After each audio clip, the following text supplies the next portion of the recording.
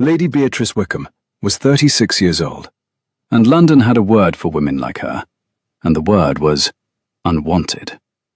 She had heard it spoken behind fans and inside drawing rooms, and, once, memorably, by a viscountess who believed the door was closed and was only mostly correct. At 36, a woman without a husband was, in the polite phrasing of the season, regrettable. In the impolite phrasing, unwanted. And in the phrasing Beatrice used inside her own head when no one was paying attention, finally, rather peaceful. It was the 7th of October, the last quiet evening before the autumn ball that would close the season at Lady Hartley's house, and Beatrice was sitting at the writing desk in her father's library, declining an invitation to it. She had declined this same ball 12 years in a row. The wording of the refusal had become a small, private exercise. This year, she had written it shorter than ever. The candles had been burning long enough that the wax pooled against the brass, and the room smelled faintly of melted beeswax and old leather, and the applewood her brother insisted on burning in October because their father had insisted on burning it. And the only sound in the world was the careful scratch of her pen. Then, into that room, which had been carefully arranged to contain no surprises, the housekeeper said the words, "His Grace the Duke of Avonlea, my lady." Beatrice put the pen down. She put it down because the alternative was holding it through what was about to happen, and her hand was shaking, very slightly, in a way she had not felt for 15 years. "There must be some confusion," she said, and her own voice sounded perfectly composed, which Beatrice noted as one notes the weather in a foreign country. "His Grace cannot have meant Wickham House." "He has presented his card, my lady. He is waiting in the morning room." The card was on the salver. The card was real. The handwriting on the card was the kind of handwriting one only sees on cards that are meant. Avonlea. 3 letters of title, 2 of given name, the J of Julian, severe and slightly leftward sloping. And underneath, in the small lower right corner, where formal cards permit one private flourish, the word library, written in a different ink, as though added later, as though added with deliberate care, as though specifying the room in this house in which he expected to be received. Beatrice's father had been gone 15 years now. He had passed from her in this library. She had been 21. The chair in which her father had spent his last evening still occupied the corner by the fire. The chess-knight her father had carved in the year of her birth. Small, dark, faintly damaged on the left ear because her father had dropped it once and laughed about it for a week. Sat where it had always sat, on the little inlaid table beside that chair, awaiting an opponent who would never sit down again. The Duke of Avonlea, whom polite London called the Ice Duke, because he had not married in 15 years, and had not, so far as anyone could remember, smiled in public for 9 of them, was downstairs in the morning room of Wickham House, and he had specifically requested the library. A reasonable woman would have refused him. A composed woman would have sent down a note pleading a headache and let him retreat with his dignity. Beatrice was both reasonable and composed, and what she said was, "Show His Grace upstairs, please, and have someone bring fresh candles." She did not stand to receive him. She remained at her father's writing desk, the unfinished refusal letter folded under her left hand, the pen returned to its rest, and she watched the door through which she had imagined a great many people walking over the years, but never once this one. He was a man who filled the doorway without effort, tall, broad through the shoulders, dark-haired, and dressed in the kind of severe black that London had decided some years ago meant Avonlea, in the same way that crimson meant the Prince Regent. And underneath the severity, he was, she registered with a small, startled honesty, beautiful. London had described him for 15 years as cold. London had not, in any of those descriptions, mentioned that he was beautiful. Beatrice, who had once been the kind of girl who noticed such things, found that she was still capable of noticing, which she also noted, the way a botanist notes an unexpected bloom in November. He bowed. She inclined her head precisely the depth her station required, and not a fraction more. "Lady Beatrice." "Your Grace." "Forgive me," he said. "It is a discourteous hour. You are not the first guest I have received after the candles were lit. You may even prove not to be the strangest." He almost smiled. The almost was visible, a small softening at the left corner of his mouth, suppressed at once. Beatrice's inner voice, which had been a quiet companion for so many years that she sometimes forgot it was not entirely her own, observed, "Oh dear, he is one of those. The kind who looks at the doorframe rather than the carpet. He is going to be difficult." "You have a book of your father's," he said. "It came into my possession through an oversight. I should have returned it years ago. I find I cannot wait any longer to do so." He took the volume from beneath his arm and placed it on the small table by her chair, beside the carved chess knight. It was a slim octavo, bound in faded green calf, and the title, when she let herself read it without any change in her expression, was Sermons and Reflections of the Reverend James Trumbull. Beatrice's father had owned a copy. She remembered it. She had last seen it on the shelf above her father's desk in 1810. She remembered the year because in 1810 her father had been alive. She also remembered, with a precision that did her no credit, that the Reverend James Trumbull's Sermons and Reflections was a book her father had occasionally pretended to enjoy, and had in fact regarded as the dullest volume in his collection. He had once told her, in the confidential tone of a man sharing a small disgrace, that he had bought it on a wager, and could not in good conscience either read or sell it. The book had remained on his shelf as a private joke between him and his daughter, who was the only other person in the world who knew he had hated it. The Duke of Avonlea had brought her, as a pretext for visiting Wickham House at the candlelit end of an October day, the worst book her father had ever owned. "How kind of you, Your Grace," she said. "My father's library has missed it." "Has it?" The two words carried what, in another man, would have been amusement.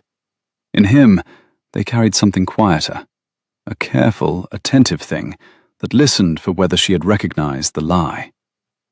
Beatrice was very still. She let the moment hold itself. Then she lifted the book, opened it once, glanced at the inscription on the flyleaf, her father's narrow black hand, his name and the year 1809, and set it down again with what she hoped was indifference. "You will take some refreshment," she said. "It is the season for it." "Thank you, no." "A glass of Madeira?" "You are very kind. No." His eyes had moved across the library while she spoke. They had moved with the patience of a man who knew the room. He looked at the chair by the fire. He looked at the inlaid table. He did not look at the chess knight, which was the most particular fact about him in the entire encounter, because the chess knight was the kind of small dark object that drew everyone's eye, and Avonlea's eye specifically did not go to it. He had already known where it was. He had been in this room before. Beatrice, who had been the mistress of Wickham House for 8 years, and her father's hostess for 17 before that, knew, with a sudden electric certainty, that she had never received the Duke of Avonlea in her life. She would have remembered. The household ledger would have remembered. The housekeeper, who had served the family for 26 years, would have remembered. He had been in this library, and she had not been in it with him. And that single fact reorganized a great many other facts she had not previously thought to organize. "Your Grace," she said, "will not stay long enough to be missed at home." "No," he agreed. "Not this evening." He inclined his head, exactly the depth his station permitted and a fraction less, and turned to the door. At the threshold he paused. He did not turn back. He spoke into the corridor. "Forgive my pretext," he said. "I needed a reason. The book is yours, of course. The reason is mine." And then he was gone, and the candles guttered as the door closed, and Beatrice sat in her father's library, with the worst book her father had ever owned, and a hand that was, very faintly, still shaking. She lifted the volume. She turned to the back end paper, because that was where her father had written his small, private marginalia, the note he had made when he bought a book, the date, the price, the verdict. The end paper was blank. The end paper was very blank, in fact, with the deliberate blankness of a page from which something had been carefully erased. Held to the candle, the indentation showed faintly. A line of her father's hand. 3 words. For my Beatrice. Her father had given this book to her on her 17th birthday as a joke between them. She remembered now. She had laughed. She had set it on his shelf. She had forgotten about it. The Duke of Avonlea had not. The next morning Beatrice woke at her usual hour, dressed in her usual gown, and went down to her usual breakfast, as though her usual life had not, the previous evening, acquired a small dark hole in the centre of it, through which a great many things she had thought were settled were now beginning to seep. She drank her tea. She buttered her toast. She read through the post. She was halfway through a letter from her Aunt Honoria, 3 pages of complaint about the price of coal, when Augusta arrived. Augusta Wickham, married 11 years to Beatrice's only brother, was Beatrice's age within a month, 2 inches taller, conventionally pretty in the way that aged into handsomeness, and possessed of the particular kind of social radar that had served her well as a vicar's daughter in Bath, and served her even better as the mistress of a London house. She came into the breakfast room at full speed, removing her gloves on the move, and said before sitting down, "You had a caller." "Good morning, Augusta. The eggs are excellent today." "Beatrice, you had a caller." "I have callers regularly. They are sometimes even literate." "Avonlea."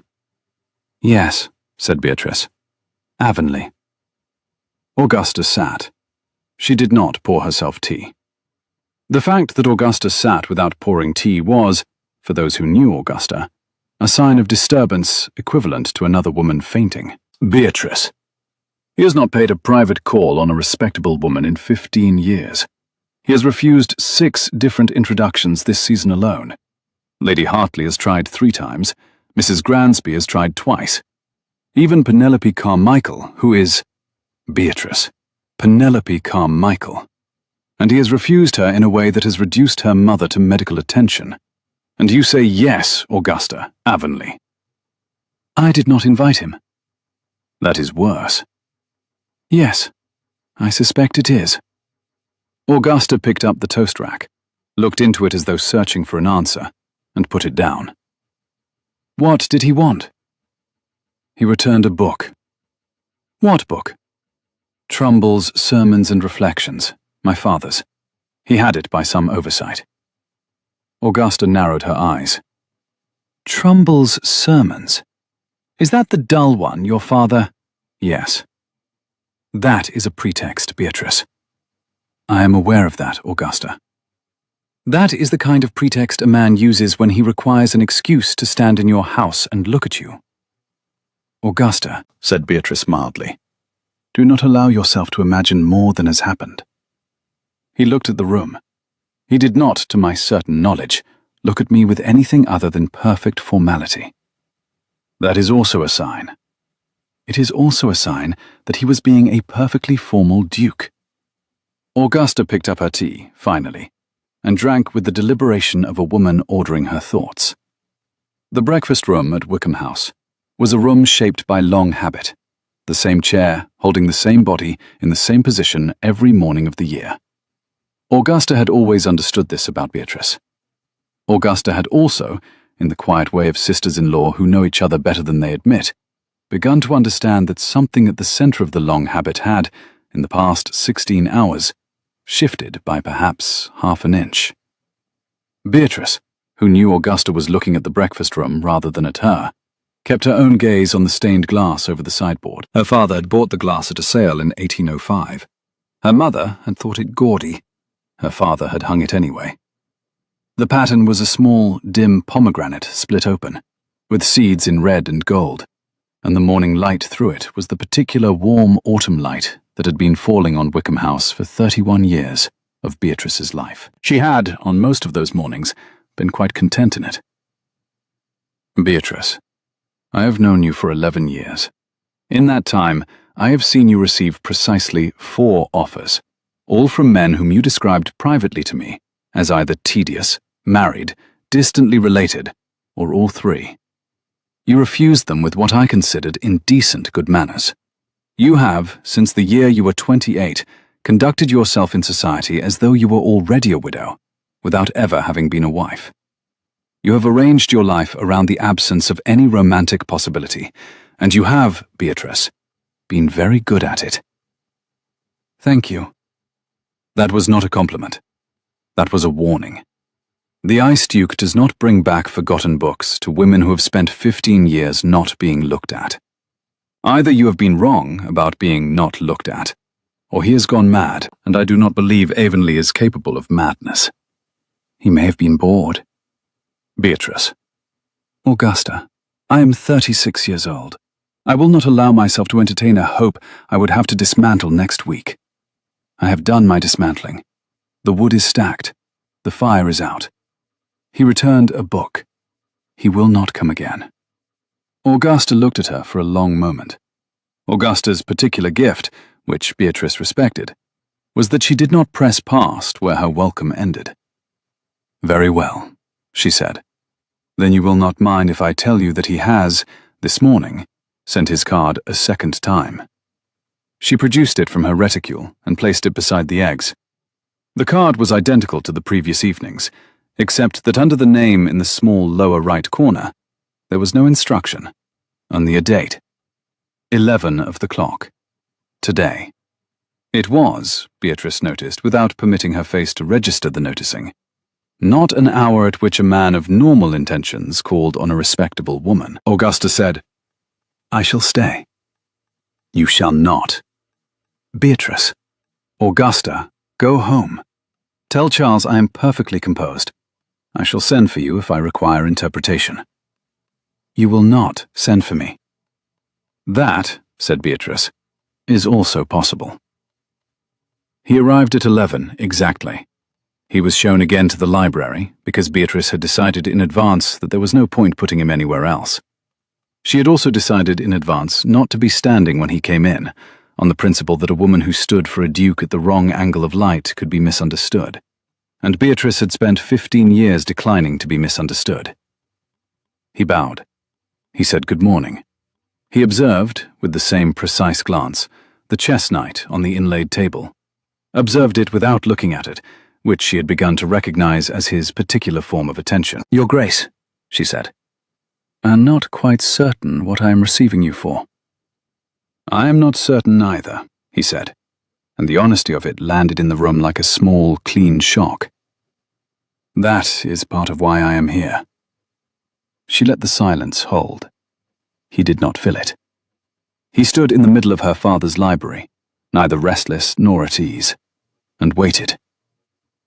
I will be direct, Your Grace, she said finally. If you have an intention, name it. If you have none, I would prefer not to speculate. I have an intention. Then name it. He did not. Or rather, he named it sideways. He said, I have a ward. He is 9 years old. He came into my house in March. His parents are in India and will not return until the spring after next.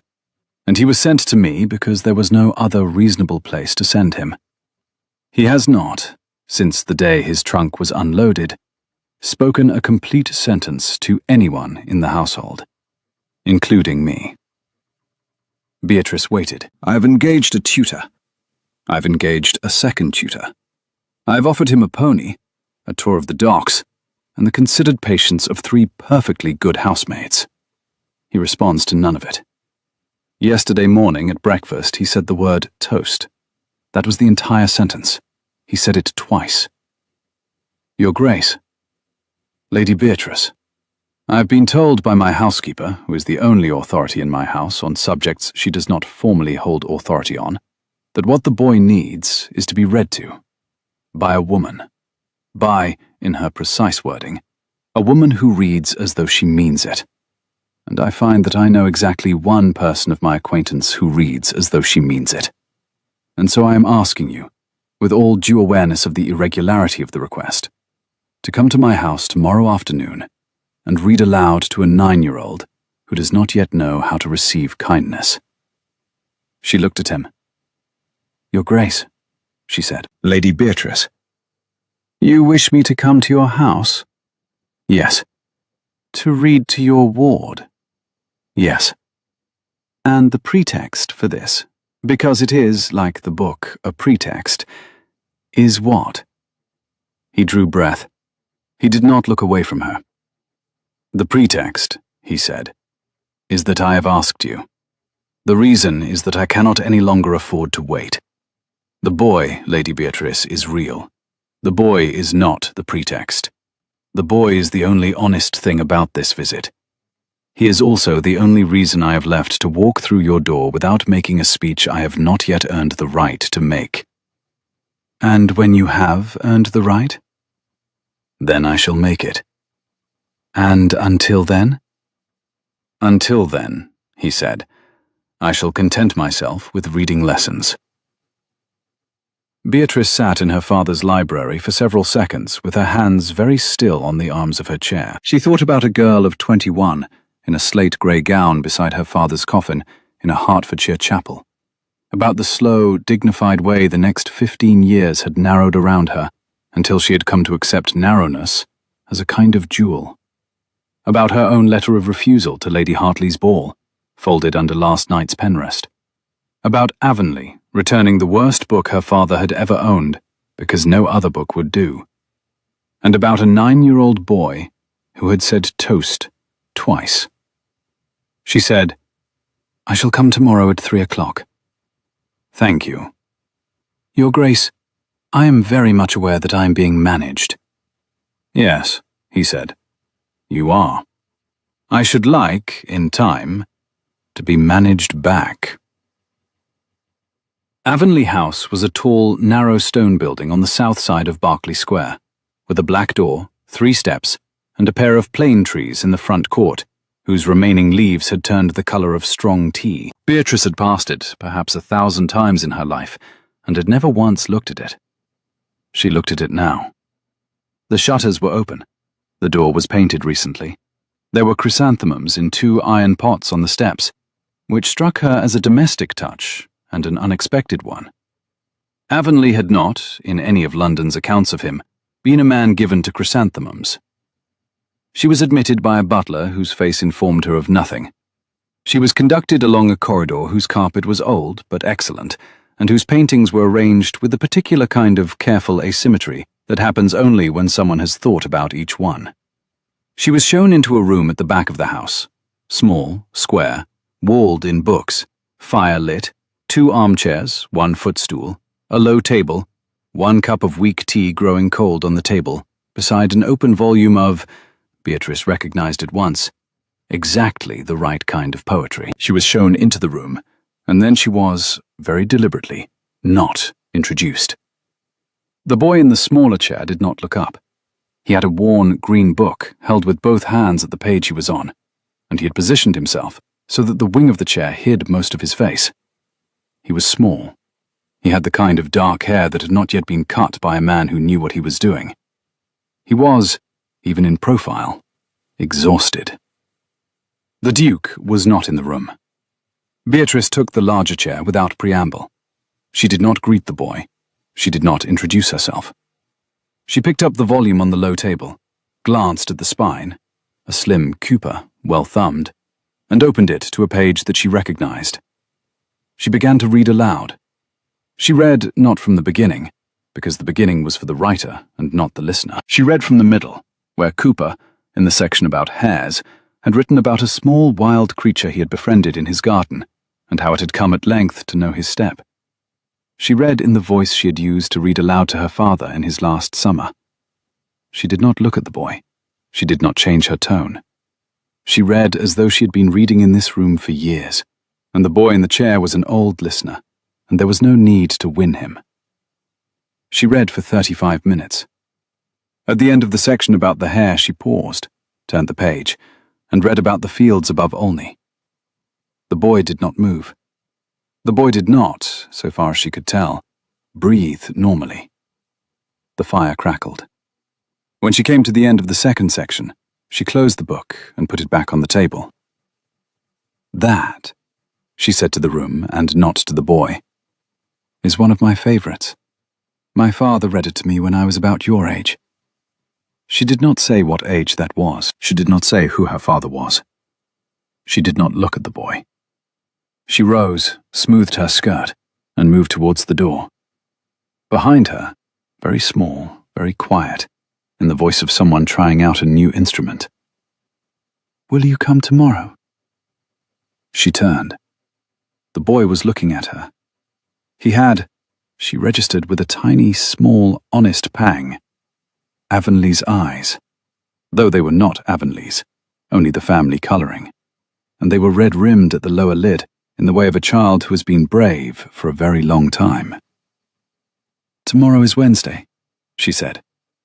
"On Wednesdays I write letters, but on Thursday at 3 o'clock, if you wish, I shall come and read to you.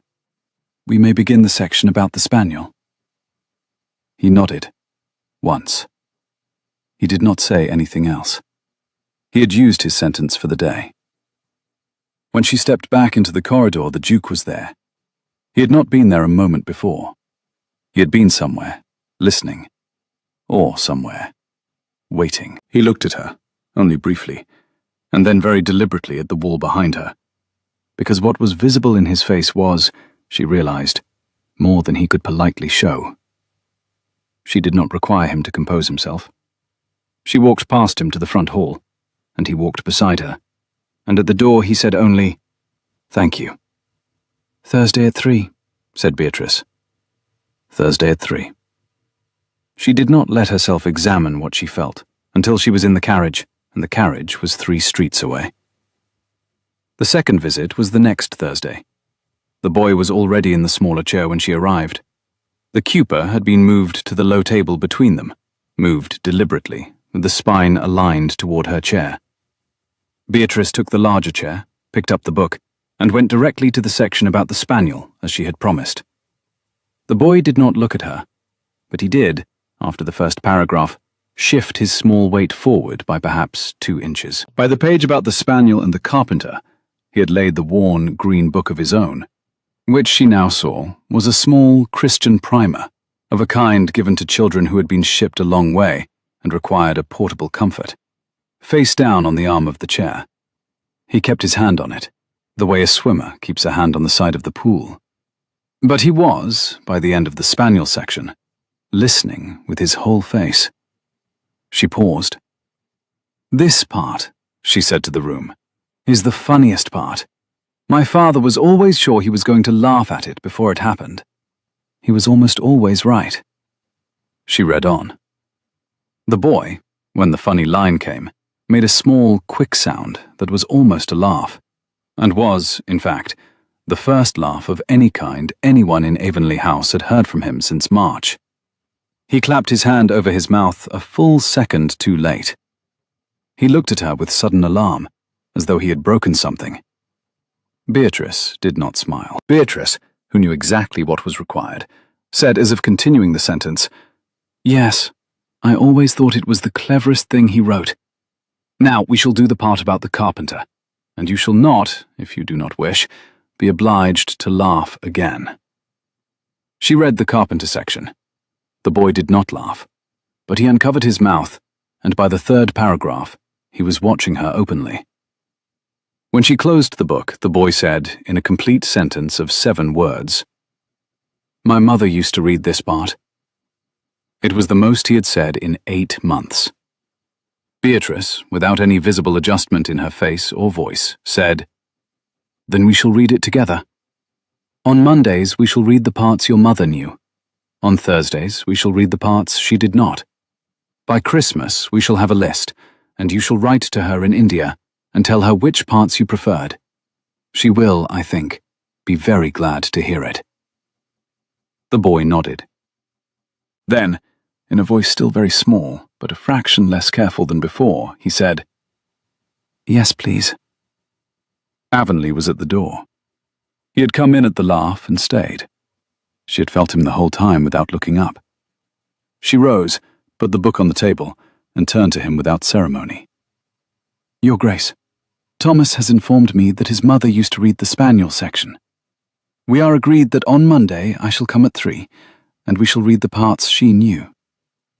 "On Monday at 3, said the Duke, and it was a simple agreement, nothing more.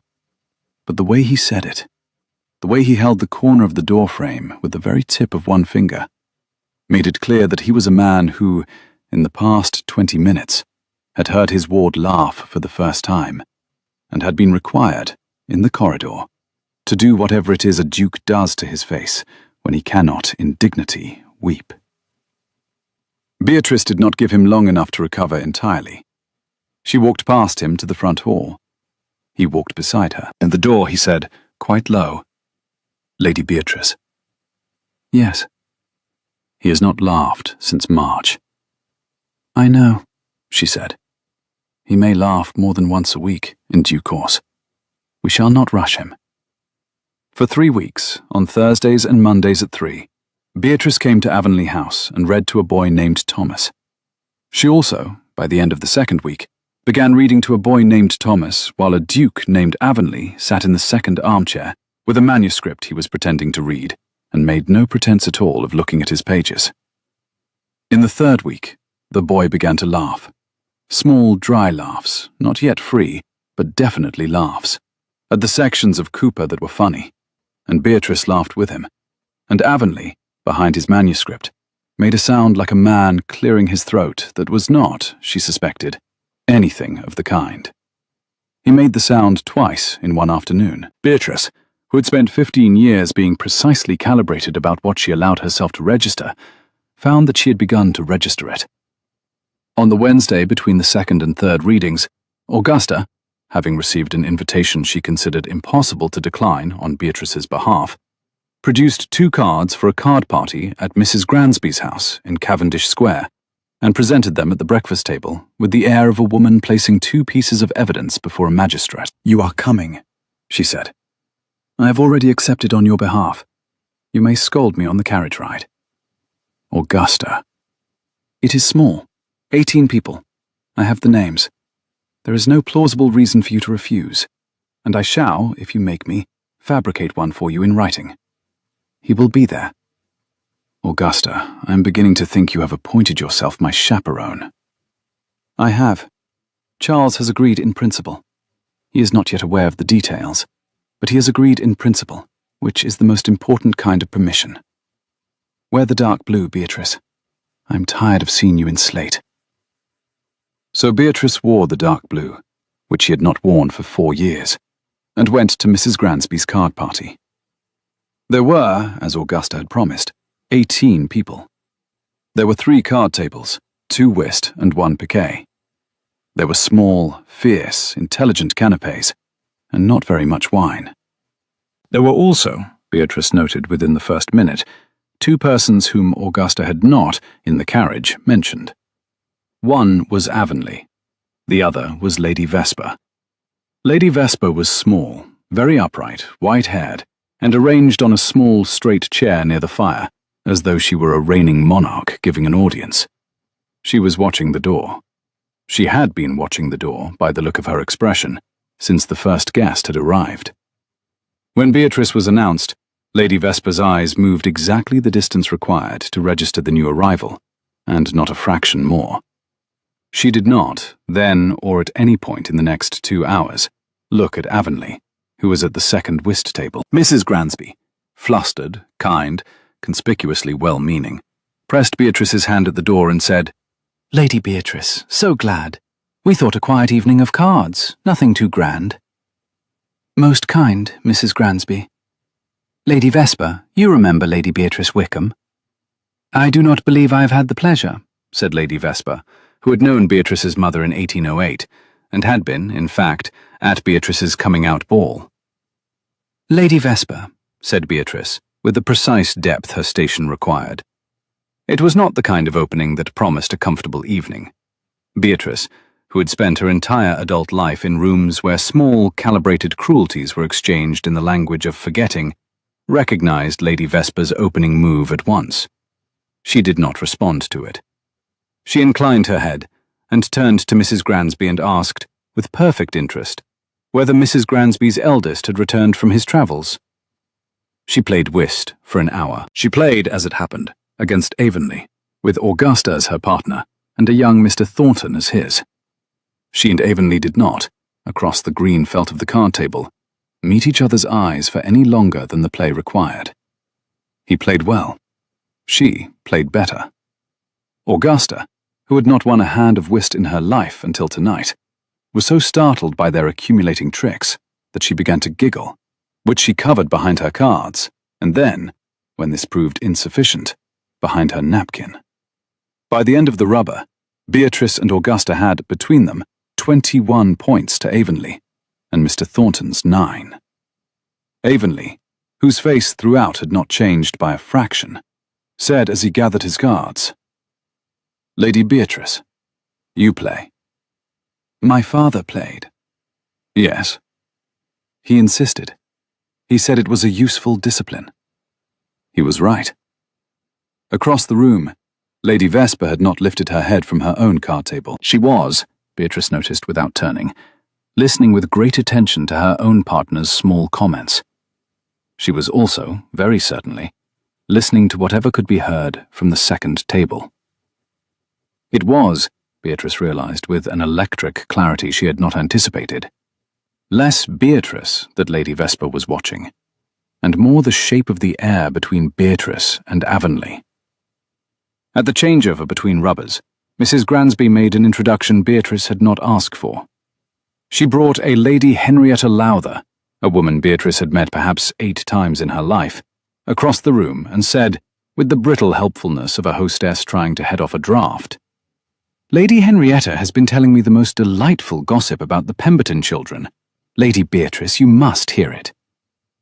It was at this moment that Lady Vesper rose from her chair and crossed the room. She did so unhurriedly, with the particular slow precision of a woman whose every movement in a drawing room had been studied for 40 years to maximize the interpretive weight of each step. She arrived at Beatrice's elbow exactly as Lady Henrietta opened her mouth. "Lady Beatrice," said Lady Vesper, "do allow me to take you to the fire. I find drafts at our age quite unforgiving." It was the first cut. It was lightly done. Mrs. Gransby's face went pink with relief at having been spared. Lady Henrietta retreated. Beatrice took Lady Vesper's offered arm, because to refuse it in the public room would have been the kind of public defeat Lady Vesper was setting up, and was conducted, as one is conducted to a tribunal, to the chair by the fire. "Sit," said Lady Vesper. Beatrice sat. Lady Vesper sat opposite, on her small, straight chair, and arranged her grey silk skirt with the dispassion of a woman selecting an instrument from a drawer. "You will forgive me," she said, "if I am direct. I have not the patience, at my age, for the long approach. You are seen, of an evening, in His Grace the Duke of Avonlea's house. You are seen often. You are seen reading, I am told, to the boy. The boy is, I shall not deny it, a charming child. The reading is very kind. London has, this season, been remarkably charitable in its interpretation." "Has it?" It had, Lady Vesper said, by her dear. Charity, however, was, as Beatrice would know, a renewable resource. It would, in time, run out, and the interpretation would sharpen. Lady Vesper should not, she said, like to see it sharpen against her. Beatrice was a woman whom Lady Vesper had known as a child. She had known Beatrice's mother, who had been a friend in the years before Lady Vesper's own marriage, and who had been, by the end of that decade, a great deal kinder to Lady Vesper than Lady Vesper had perhaps deserved. She should consider it, she said, a small late repayment of her good office to advise her friend's daughter. The repayment was a fine pretext. Beatrice noted it with the cold, internal precision she had begun to employ for Lady Vesper's sentences. Her mother had not, in any year of her life, considered Lady Vesper a friend. She had written about her in 3 inherited journals as very wearying and altogether too long in any room she enters. That Lady Vesper had now annexed Beatrice's mother as the warrant for an unsolicited intervention was the sort of small theft the woman across from her had been committing with the texture of conversation for 40 years. Beatrice did not challenge it. To challenge it would be to confirm that the room was on Lady Vesper's terms. "How very kind of you, Lady Vesper." "His Grace," said Lady Vesper. is an unusual man. He has not, and I mention this only for context, paid private attentions to a respectable woman in 15 years. There are reasons for this. They are not my reasons to give. I should say only that the gentleman has been, since his early youth, somewhat attached to a private grief which has rendered him, let us be charitable, unfit for the kind of warmth a woman of your specific age and circumstance might find herself, by way of innocent kindness to a young child, unguardedly hoping to receive. The phrase, "a woman of your specific age and circumstance," had been, Beatrice noted with a small, clean clarity, prepared. It was the kind of phrase one rehearsed 3 times in a hand mirror to ensure the syllables would land at the precise weight required. Lady Vesper's hands, in pale grey kid gloves, were folded in her lap with the composure of a woman who had set them there in advance and had not since allowed them to move. Her small silver watch on its chain had, in the 8 minutes since they had been seated, not once been consulted. She had eternity for this conversation. Beatrice recognized the quantity of the eternity. It was the eternity of a woman who had been waiting, for 15 years, for the right young woman to appear in the right card-room, and had at last identified her. "I am not hoping, Lady Vesper." "No, not yet. I should be sorry to see it begin." "It will not begin. I am 36 years old. I have, as you well know, left such hopes behind me." "Then we understand each other." "I am not certain that we do." Lady Vesper's small white head inclined a 1/4 of an inch. The eyes, very pale and very clear, did not change. "I am told," she said pleasantly, "that the boy has begun to laugh." "He has." A small triumph. "Not mine, his. It would have happened with any patient woman who could read aloud." How modestly said. "And yet I am told it has been you, specifically." "I am there on Mondays and Thursdays. The other days he laughs, I am told, at his housekeeper, his governess, and a particular crow that visits the kitchen window. The crow, I gather, has been the most reliable cause." Lady Vesper did not laugh. Lady Vesper did not, in fact, laugh in public. The thin line of her mouth, however, tightened by the fraction of an inch that suggested, in another woman, a smile being suppressed for tactical reasons. She said, "Lady Beatrice, I have been candid with you because I respect your mother's memory. May I ask you to be candid with me in return?" "You may." "Have you formed an attachment?" It was not, of course, a question. It was a trap. A yes would be evidence of unbecoming late-blooming hope. A no would, in due course, be quoted back to her if anything resembling a yes ever appeared. Beatrice did the only thing one could do. She told the truth. "I have," she said, "formed a very particular attachment to a small boy of 9. As to his grace, Lady Vesper, I am 36 years old. I do not, at 36, form attachments by accident, and I do not, at 36, declare them in card rooms. I shall let you know, as a courtesy, when I have anything to declare. Until then, my evenings are my own." It was not graceful. It was not, she knew this even as she said it, strategically perfect. It was, however, true, and it was said in a voice that had not, in delivering it, raised by a single note. Lady Vesper, who had been preparing a follow-up question, did not ask it. "I see," she said. "I am very glad, Lady Vesper. You will, of course, take care of yourself." "As I always have." The fire crackled once between them. Augusta, on the far side of the room, was watching with the intensity of a woman who could not hear the words, and was reading every breath. Avonlea, at his card table, had not turned his head. He was, Beatrice noted, holding a single card in his right hand, without having looked at it for the past 2 minutes. The flesh at his knuckles was perfectly white. Lady Vesper rose. She inclined her head, the same precise 1/4 inch, and went back to her own chair. In the carriage on the way home, Augusta said, "Beatrice, what did she say?" She advised me. To what end? To be afraid. Are you? Beatrice looked out at the wet gleam of the lamplit street.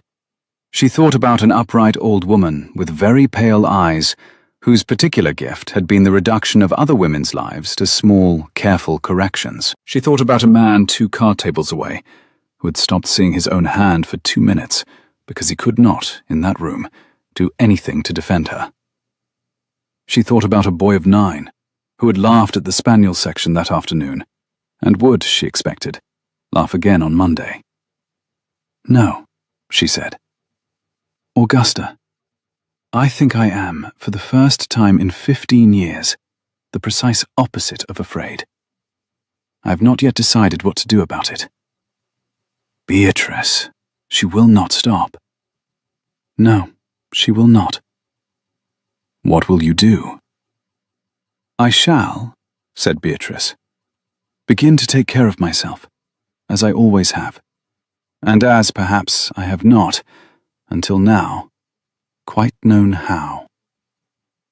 The following Monday, after the reading hour at Avonlea House, Beatrice walked with the Duke in the small back garden. The garden was the size of a card table, planted with things suited to October, late flowering anemones, the last of the year's lavender, a single quince espaliered against the brick, and edged with a gravel path on which 2 people could walk with deliberate decorum exactly side by side.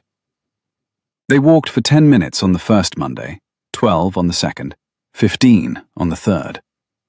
They did not speak of Thomas, because Thomas was the visit's pretext and not its subject.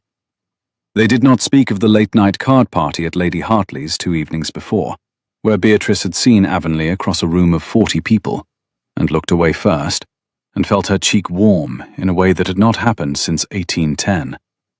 They did not speak of the manuscript he was pretending to read. They spoke instead of small, obscure things. The reform of the Berkshire Poor Laws, a botanical illustration he had seen at Sotheby's, a miscount in the parish register at Wickham Magna, which had turned out to be the curate's eyesight.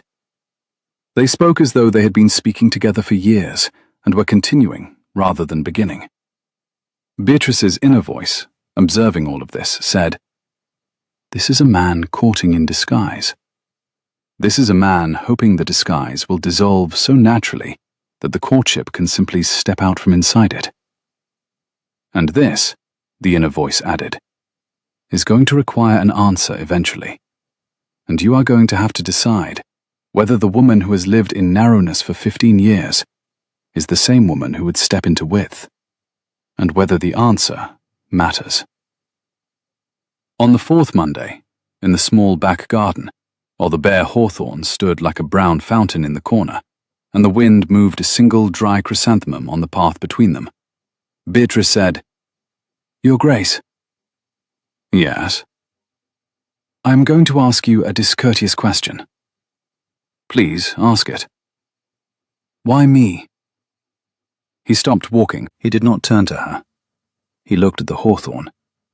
The small, dark winter buds had already begun to form on it, as they always did in October, the next year's flowers in their rolled paper.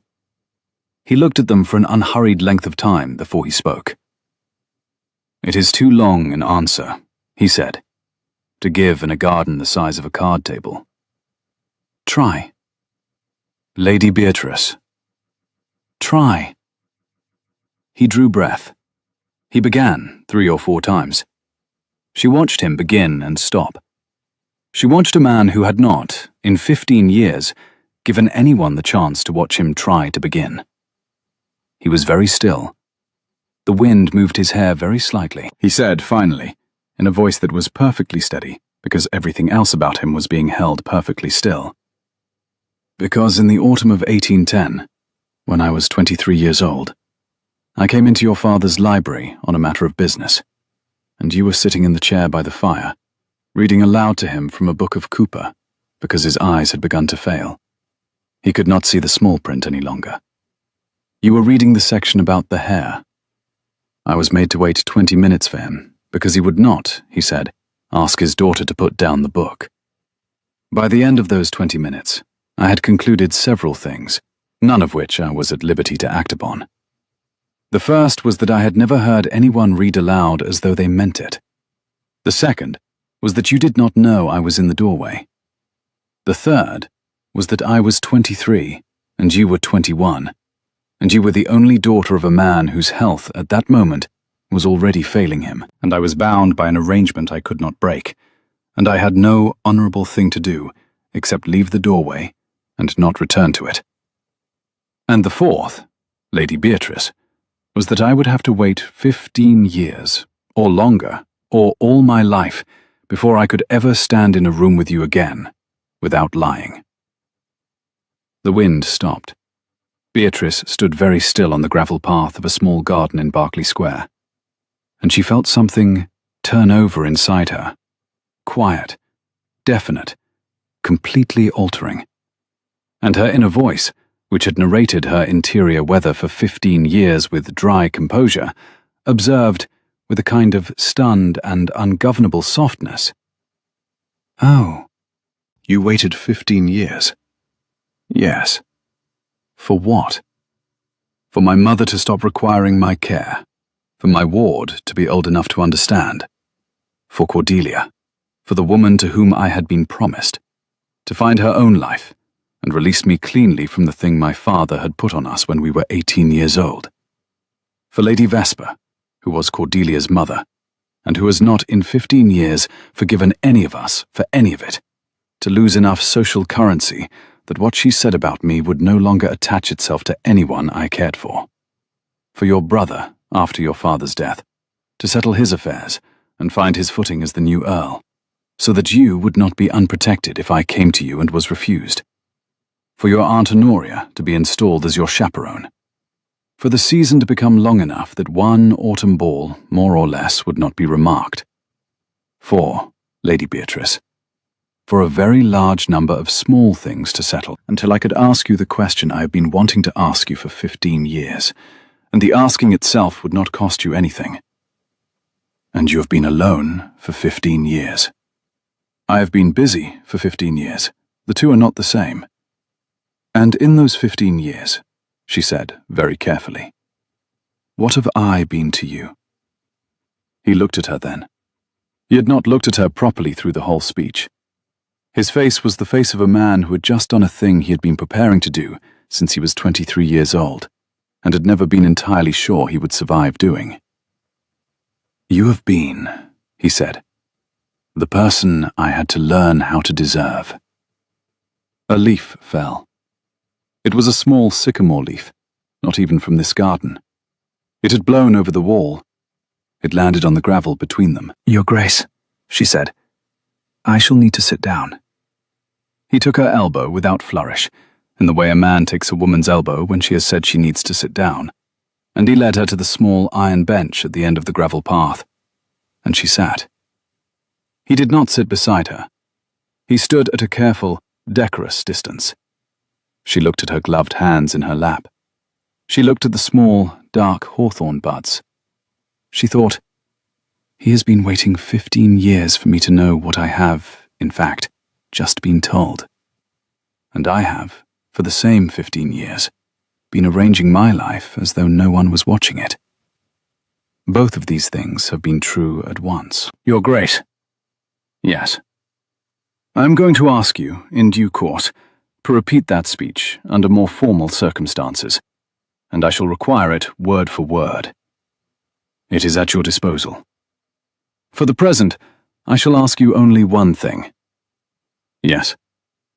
Were there witnesses to your visit to my father's library in the autumn of 1810, of the kind that might still confirm the date? Your father's man, Hodges, the under-butler who is now retired in Norfolk. I have his address, should you require it. She nodded. Her composure had not, in fact, gone anywhere. What had happened was that her composure had simply moved to make room for a great many other things which he had not previously asked it to share its house with. She sat for a few more breaths. She watched a sparrow assess the hawthorn for use as winter lodging and conclude against it. Thursday at 3, she said. Thursday at 3. I shall expect to find you in the second armchair. You will. And your Grace. Yes. Do not send me a letter about any of this. I would rather hear it from you in a room. Then I shall be in a room. She rose. She did not take his arm to walk back to the house, and he did not offer it, because both of them understood that the next time her hand was on his arm, it would be a different occasion altogether. They walked back through the small garden to the back door of Avonlea House, and at the threshold, Beatrice stopped. "You said Cordelia," she said. "Yes." "Lady Vesper's daughter?" "Yes." Living, married, settled. She returned to London last spring with a husband who is, I am told, a kind man and a poor poet, and she is not unhappy. I have reason to believe she will receive me again if I ask. I shall ask, Lady Beatrice, because there is a thing I would like very much to put right. Then put it right, she said, and bring me the witness. He bowed. Inside the house, distantly, a clock struck 5. That evening, in her father's library, Beatrice sat in the chair by the fire and did not read. She did not write. She did not embroider. She sat and let the room rearrange itself around the new information she had been given, like a household that has been told quietly that the master is not, after all, away, but has been working in the small back room the entire time. She looked at the chess knight on the inlaid table. She lifted it. She turned it over in her hand. The faint chip on the left ear, her father's chip, his small private joke, seemed to have come, in the last 24 hours, from a different decade. There was a knock. The housekeeper entered, slightly flushed, carrying a parcel. "My lady, this was just delivered, by a servant in private livery. He would not give a name." The parcel was small, square, and tied with brown twine. There was no card. Beatrice took it to the desk and untied it. Inside, wrapped in a single sheet of plain paper, was a slim packet of letters, perhaps a dozen, perhaps 15, folded and unfolded so many times that the creases had worn through in places, tied with their own pale blue ribbon, the ribbon faded almost white at the edges. The handwriting on the topmost letter was her own. She knew it before she had opened a single one. She had written that letter on the 3rd of December, 1810, 3 weeks after her father's coffin had been carried out of this house, which had been addressed to her cousin Maria, who had lost her own father 2 months before Beatrice's, and who had emigrated to Boston the following spring. Beatrice had written 11 such letters between 1810 and 1812, when Maria's address had stopped being reliable and Beatrice had stopped writing them. She had not, in any of them, expected to be read by anyone other than Maria. She had not, in any of them, restrained herself. She unfolded the topmost letter. She read 3 lines. She closed it again. She put her hand flat on the packet. There was a second sheet inside the parcel, an unaddressed half-sheet of paper, written in a hand she now knew. The hand of the J, of Julian, severe and slightly leftward sloping. It said only, "These were preserved because someone asked me to preserve them. They have not been read by any eye except the one that wrote them, and one other. And that one other only the surface of the first sentence of the first letter, which was sufficient to confirm what had been asked of him. They have not, since 1812, left the strong-box at Avonlea House. I return them now because they are yours, and because I have, in returning them, no further pretexts. A." Beatrice sat for a very long time at her father's desk. She did not weep, because Beatrice did not weep at things. She did, however, lay her cheek down for 3 full minutes against the worn, dark green leather of her father's blotter, and breathed very quietly until her breath came even again. Then she rose, washed her face in the basin in the corner, returned to the desk, took up her pen, and wrote a single line on a fresh sheet. "Bring me the witness, please. B." She sealed it. She had it sent by the household runner. She did not wait for an answer.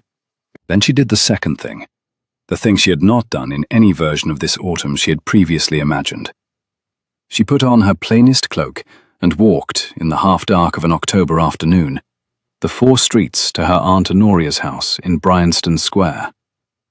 Aunt Honoria, Beatrice's mother's older sister, widowed for 20 years, sharp-tongued and faintly deaf, and addicted to a small terrier named Wellington, was, in October as in every other month, in her morning room with the curtains half drawn against the light, because the light, she said, was tiresome to her remaining eye.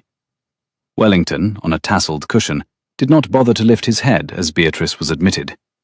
Aunt Honoria did. She squinted. "Beatrice, you walked." "I walked." "Without sending word?" "Without sending word." "Sit down, child. There is sherry, if I can find the bell." "I do not require sherry, Aunt." "Then I shall require it, and you may watch me drink it." She found the bell. She rang it. The sherry arrived.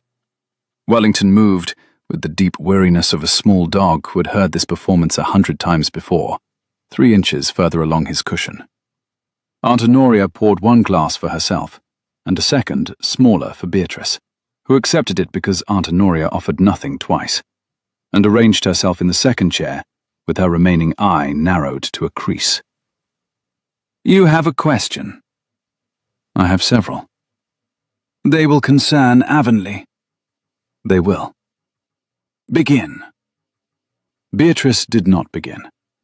Beatrice, who had organized in her head on the walk over a sequence of careful inquiries, found that in front of her aunt, who had known her mother and her father's library, and the entire architecture of her girlhood, she could not pretend any longer that she did not know what she was asking about.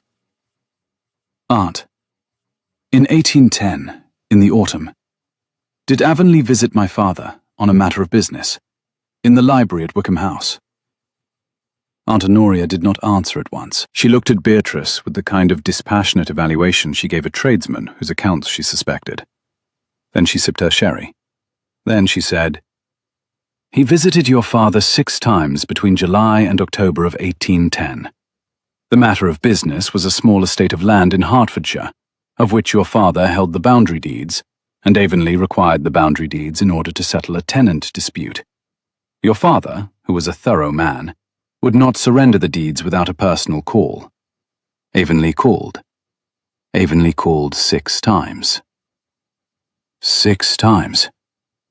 6. I have it from your father, who told me at the time, in some amusement, that he found the Duke an unusually patient young man for one of his rank, and that he had concluded, your father's own phrase, mind, that the young Duke was more interested in your father's daughter than in any tenant dispute in Hertfordshire." Beatrice set her sherry down very carefully. The small crystal glass made the smallest possible click against the marble of the side table. Wellington opened one eye, considered her without warmth, and closed it again. Beatrice looked, for a long, unhurried moment, at her hand on the arm of the chair. Her own hand. The same hand which, in the autumn of 1810, had held a book of Cooper aloud to a man whose eyesight was failing him, and had, she now understood, held it within view of an open doorway through which, 6 separate times, a young Duke of 23 had walked. Her hand, looked at this way, seemed unfamiliar. The fingers were the fingers of a woman who had not, at the time, known what was being looked at, and who therefore now had to relearn the meaning of every gesture they had made that summer. "My father knew." "Your father suspected." Aunt Honoria turned her glass once on the small marble table. "Her father," she went on, "had been in delicate health by that autumn, but his judgment had remained whole. He had decided to wait, and to see, and not to interfere. He had been a man who believed that his daughter's life was, in due course, his daughter's life, and not his to arrange. He had not, after the 4th visit of a particular young Duke, returned the boundary deeds promptly. He had taken, in fact, a small, private pleasure in being slow with the papers. Beatrice asked, very carefully, whether Avonlea had written when her father had passed from them in November of that year. He had written Charles, Aunt Honoria said. A letter of condolence, which Charles, who had been 22 and entirely beside himself, had not shown her. Aunt Honoria had read it. It had been a letter of remarkable restraint, speaking only of her father's quality and making no reference to anyone else in the household. The young Duke had taken some pains, even then, to be a man who did not write her a letter that could be misinterpreted. And in 1811, Aunt, when Maria emigrated. Ah, you know. Aunt Honoria knew that someone had paid Maria the cost of her crossing in cash before she had sailed, and had asked, in return, only one quiet undertaking from her: that any letters Maria received from her cousin Beatrice in the years afterwards be folded into the same packet and sent on, as they came, to a London address Maria had been given in confidence and instructed to memorize. Maria, who had been, as Beatrice would remember, a young woman of conspicuously little discretion, had told her aunt about the arrangement in confidence on the morning of her embarkation, and had made her aunt promise not to tell Beatrice, on the ground that the gentleman who had paid the crossing had asked her, on his honour and on hers, to return him the only thing he had specified: a small packet of letters, which were, by Maria's account, going to be the most valuable cargo she ever carried, even though most of them had not yet been written. Her own letters to Maria. Of course. Aunt, you knew. For 14 years, you knew. I knew, Beatrice. And you did not tell me. She had made a promise, Aunt Honoria said, and she kept promises. She had also, and Beatrice might dislike this, believed that if the gentleman in question wished to make himself known to her niece, he was to do so himself, in his own time, and that nothing Aunt Honoria said would be of use until he had chosen to act. He had acted. Beatrice was here. Aunt Honoria had not, Beatrice might have noticed, at any point changed her will, on the principle that she had expected this conversation eventually. You expected, I expected, Beatrice. Beatrice looked at her aunt, small, slightly stooped, very alert behind one good eye, with a small terrier breathing rhythmically on a tasseled cushion, and felt her last ledger entry against this whole long 15-year arrangement balance and quietly close. Aunt, yes, child. He has asked me to come to his house and read to a boy of 9. Has he? He has not yet asked me anything else. He will. What ought I to do? Beatrice, I am 81 years old. I have been giving advice to women of your line for 60 years. I have, I think, never given the same advice twice, because the women have never been the same, and the men have never been the same. I shall, however, give you advice now. Listen carefully. I am listening. Do not, said Aunt Honoria, mistake patience for indifference. Your father did not, and your father knew the man for one full summer. I have not, in the 15 years since your father's death, heard one credible person speak ill of Avonlea on any matter that had any substance. He has been a very quiet man for a very long time. There are reasons. The reasons are not yours. They belong to a difficult woman in Manchester Square and her difficult daughter. And the daughter has, I am told, recently come back to England and is settled. You will, I expect, have to know what she has to say. I shall provide her direction. Cordelia. Cordelia. She lives in Hampstead. She has 2 daughters and a husband I have met once. A poet of more enthusiasm than skill, but considerable warmth. She will receive you. I have, in fact, written to her this morning in anticipation of your visit to me this afternoon, and informed her that she was to expect the call.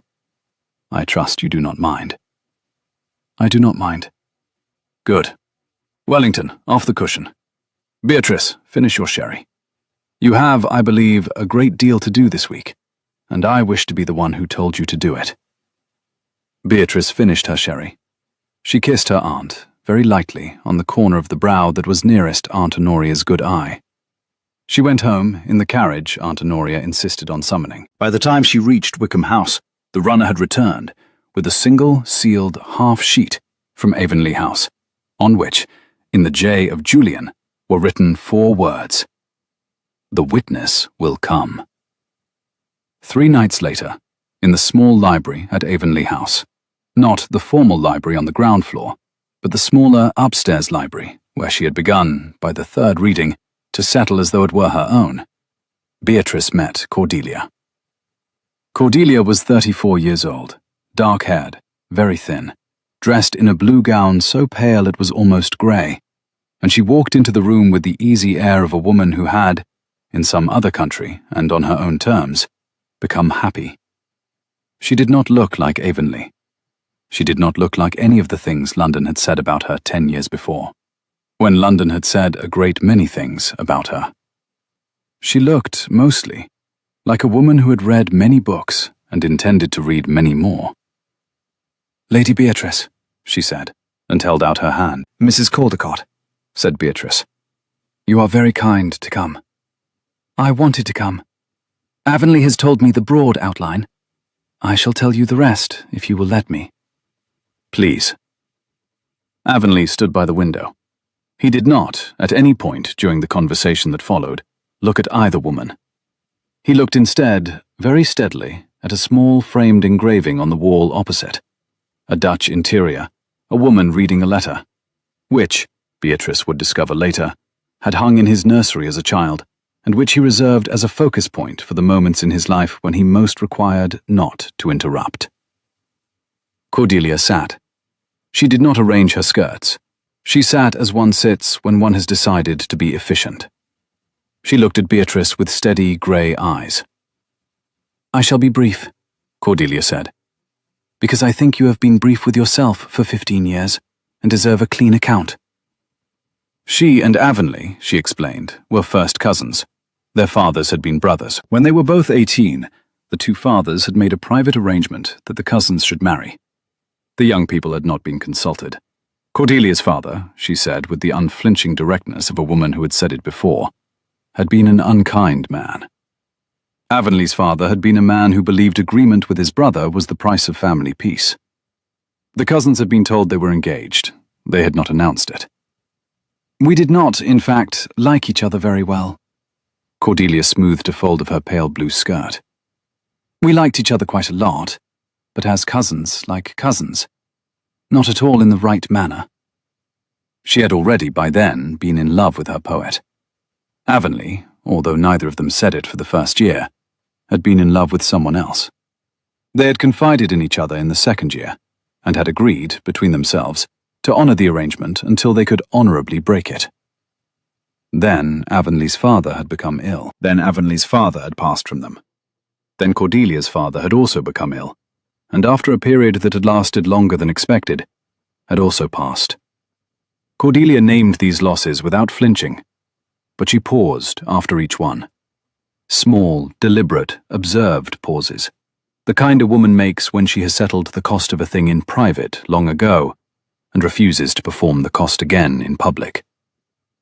Then her mother, who was Lady Vesper, had told her, repeatedly, with great force, that her filial duty required her to fulfill the arrangement her father had left behind.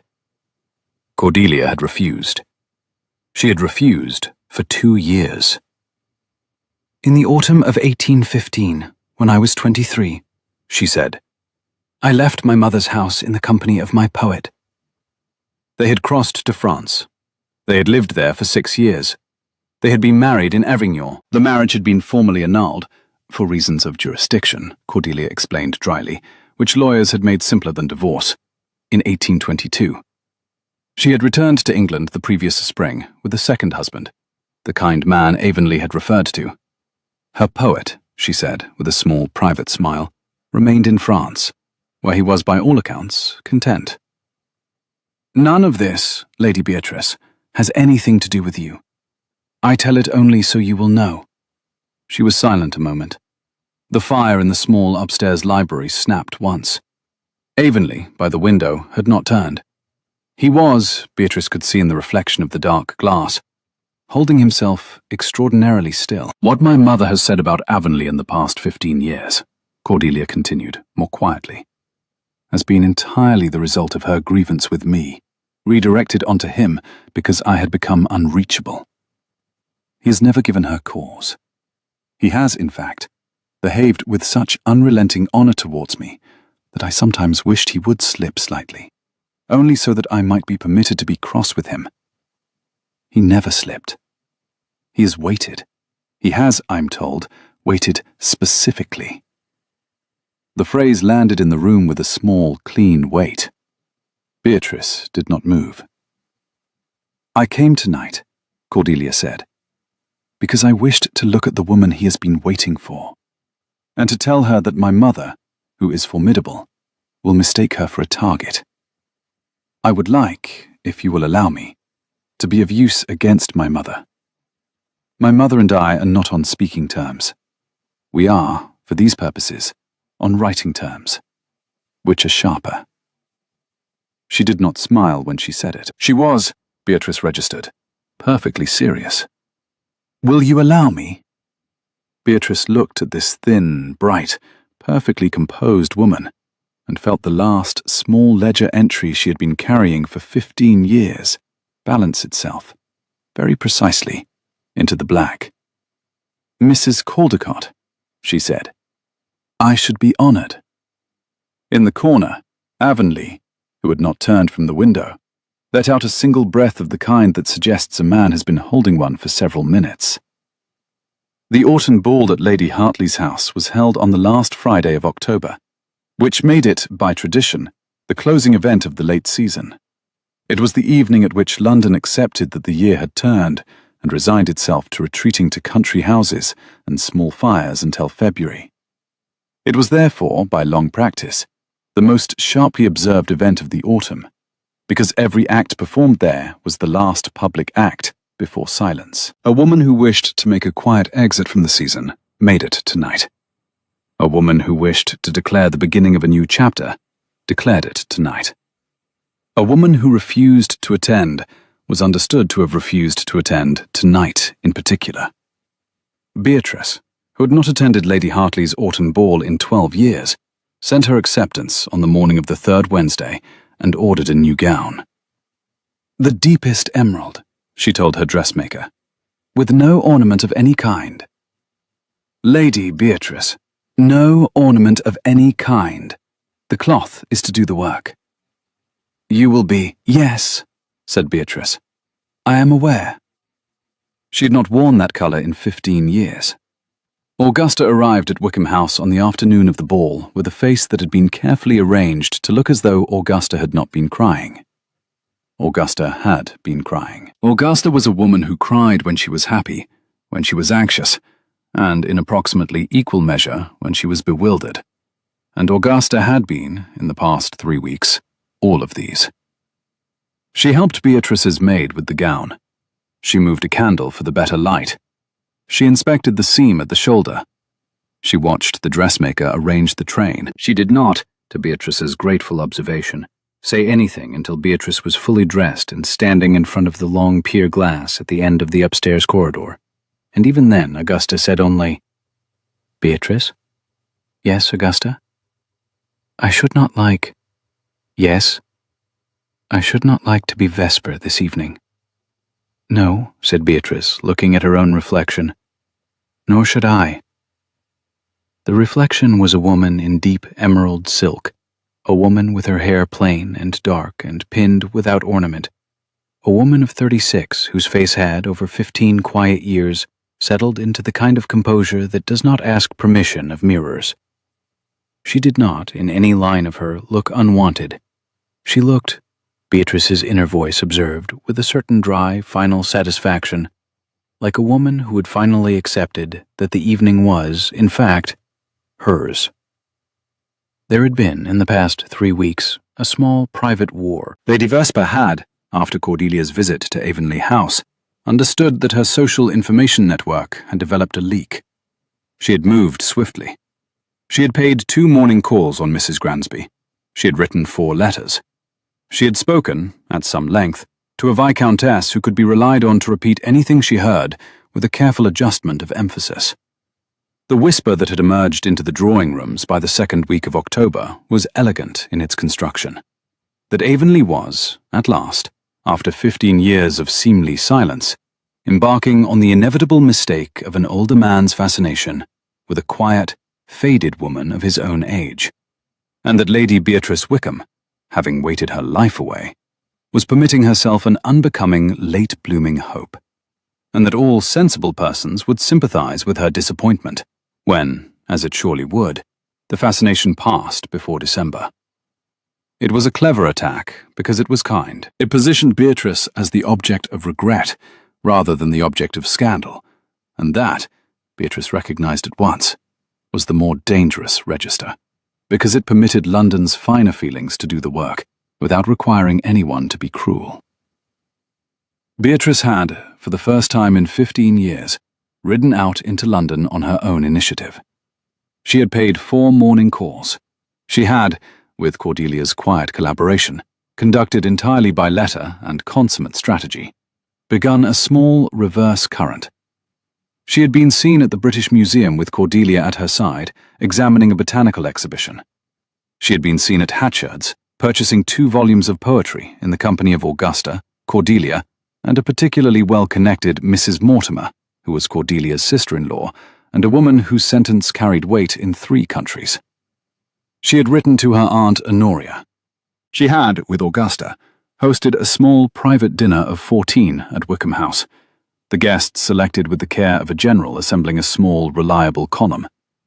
She had not, at any point, mentioned the Duke. She had not had to. The mere fact of her, alive, present, walking through London in a form of pleasant social visibility, had begun, slowly, to dismantle the assumption that she was a woman to whom things were happening. People were noticing instead that she was a woman who did things. The tide was small. The tide was turning.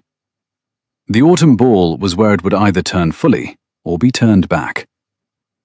She had not seen Avonlea in 9 days. They had agreed, between them, in the small upstairs library after Cordelia's first visit, that until the autumn ball they would conduct themselves separately in public, and meet only in the small upstairs library for the reading hour, and exchange no letters except those touching on Thomas's progress, of which there had been a remarkable amount. Thomas had, 3 days before, said the entire word breakfast in front of 2 housemaids, which had been, the housekeeper reported, the linguistic event of the season. Beatrice had read with him on Monday afternoon. He had laughed twice. He had asked her, in a complete sentence of 14 words, whether she would, please, be at the ball on Friday, because his uncle Julian had said she would. Beatrice had said yes. Lady Hartley's ballroom was warm with the press of 300 persons in small bright clothes, brighter than the season strictly required, because everyone present knew that this was the last ball, and the country would be cold, and one might as well wear the colour that one had. The orchestra was already in the 3rd dance when Beatrice was announced. She walked into the room on her brother's arm, Charles Wykeham, the 7th Earl, who had not attended a ball in his sister's company in 12 years, and who was, this evening, evidently and fiercely enjoying it. Augusta walked behind them. Cordelia and her husband, the kind man and poor poet, who turned out to be the 2nd husband, a gentleman scholar named Mr. Caldecott, dryly amused, deeply attached, walked behind Augusta. Beatrice's small column entered Lady Hartley's ballroom in what was, although nothing about it was overstated, an unmistakable formation. The room registered her. The room registered her dress. The room registered the faces around her. The room.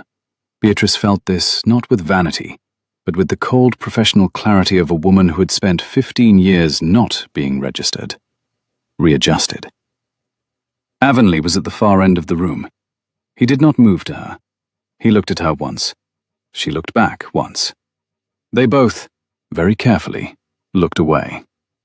Lady Vesper was in the alcove between 2 windows on the south wall.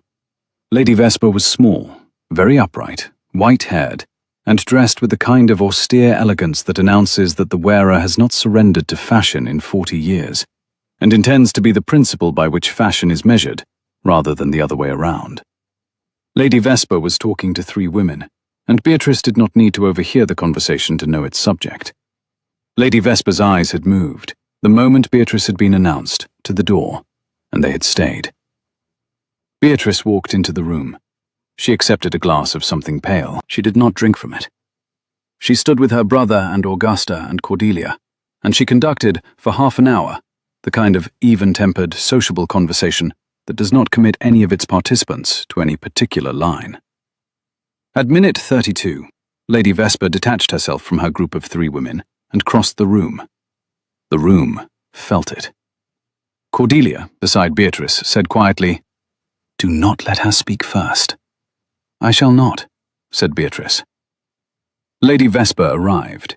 She arrived with the composure of a woman who had practiced her opening sentence in a hand mirror for 3 days. She did not curtsy.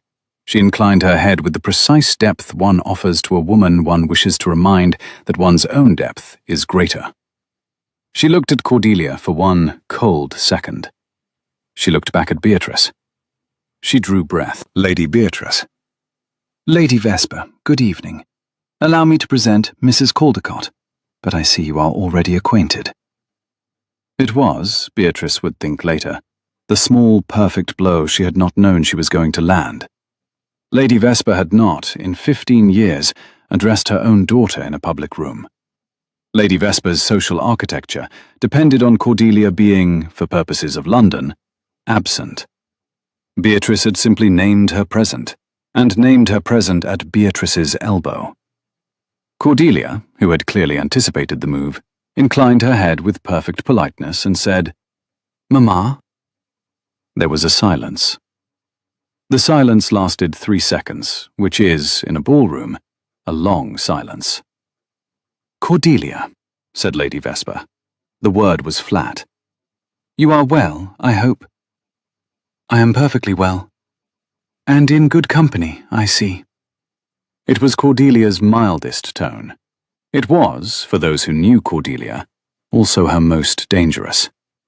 Lady Vesper did not, perhaps, know her own daughter as well as she had once supposed. Lady Vesper turned the small inch of her body that brought her once again face to face with Beatrice.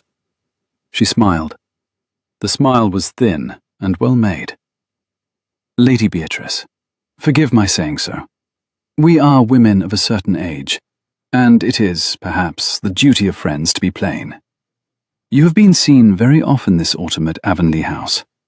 It has been remarked. You are well loved, Lady Beatrice, and there are those of us who do not wish to see you disappointed." Beatrice did not glance at Avonlea. She did not glance at Cordelia. She looked Lady Vesper in the eye, with that perfectly pleasant social composure she had been wearing for 15 years, and she said, "How kind of you, Lady Vesper. Disappointment is, as you say, regrettable. Let me set your mind at ease. I have not this autumn been entertaining hopes.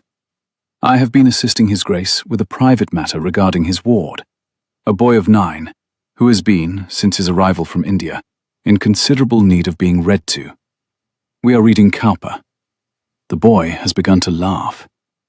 It has been, for me, and I think for His Grace, an occupation of singular satisfaction. I had forgotten how much I had missed reading aloud. I had also forgotten," she paused very lightly, "how much I had missed being asked to." Lady Vesper did not flinch, because Lady Vesper did not flinch in public. But the small crease at the corner of her mouth tightened. How charming. Very. Children are, I find, the only honest critics one can find in London. Indeed. I might, Lady Vesper, ask after your own grandchildren, but I have not had the pleasure of meeting them. It was a clean blow. It was a blow that Lady Vesper had walked into, because Lady Vesper had, in her long campaign against Cordelia, made it impossible for Cordelia's mother to know Cordelia's children. Lady Vesper had 2 grandchildren, both daughters, both currently with Cordelia and Mr. Caldecott in Hampstead, neither of whom Lady Vesper had been permitted by her own conduct to meet. Lady Vesper did not respond, because there was no response that did not concede the point. Cordelia, beside Beatrice, said gently, "They are very well, Mamma. Sophia is 6, Eleanor is 4. I should be glad to send you a small portrait if you would care to receive one."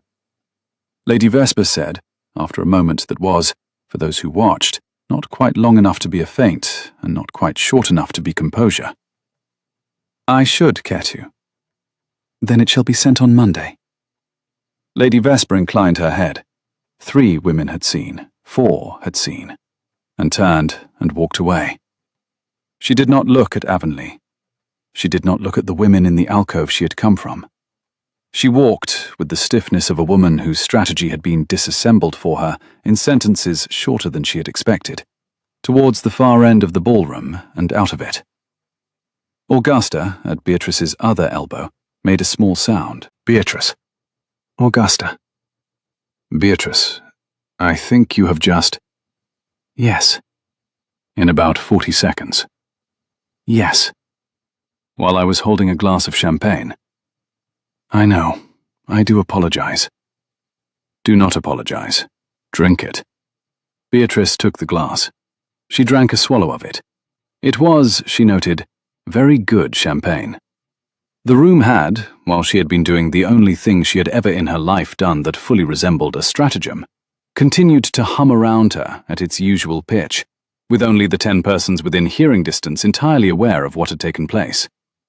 Within an hour, she calculated, the 10 persons would have informed 60 more, and by the end of the ball, the entire room would understand that Lady Vesper had paid a call upon Lady Beatrice Wickham in the most public space in London, and had found Lady Beatrice entirely able to receive her. Across the room, Avonlea, who had not moved during the exchange, and who could not, from his position, possibly have heard a word of it, inclined his head very slightly towards her.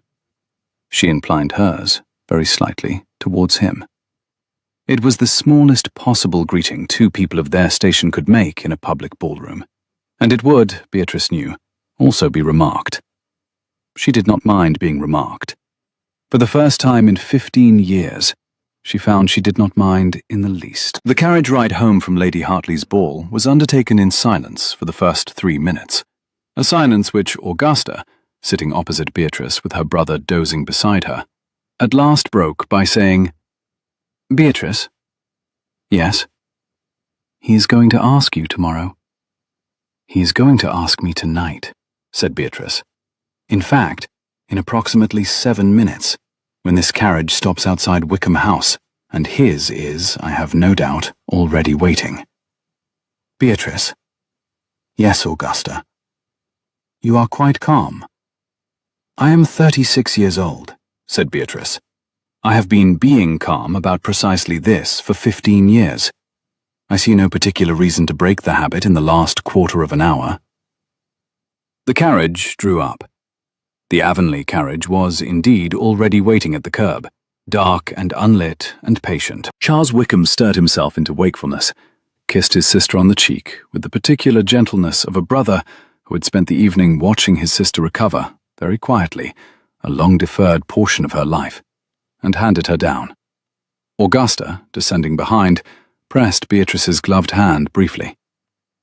I shall come tomorrow morning, she said, and I expect a complete account. You shall have an incomplete one, said Beatrice.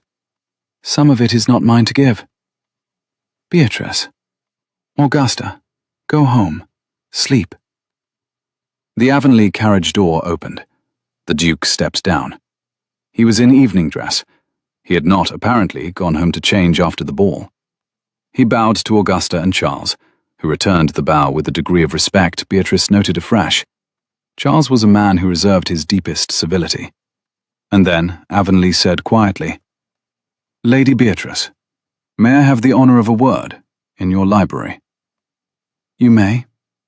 She took his arm. Augusta and Charles, with the perfect tact of family who have decided in advance not to be in the way, climbed back into the Wickham carriage and were driven off. The street was very quiet. The lamplight caught the wet stones from the evening's earlier rain.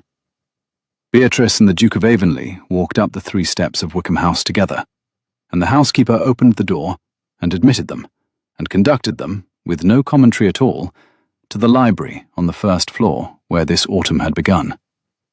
Fresh candles had been lit. The fire was banked low. On the inlaid table, by the chair beside the fire, the chess knight her father had carved waited in its usual position. Avonlea did not look at it. She felt, again, the quality of his not looking at it, which she now understood to be a 15-year practice of restraint. Lady Beatrice. Your Grace? He did not sit.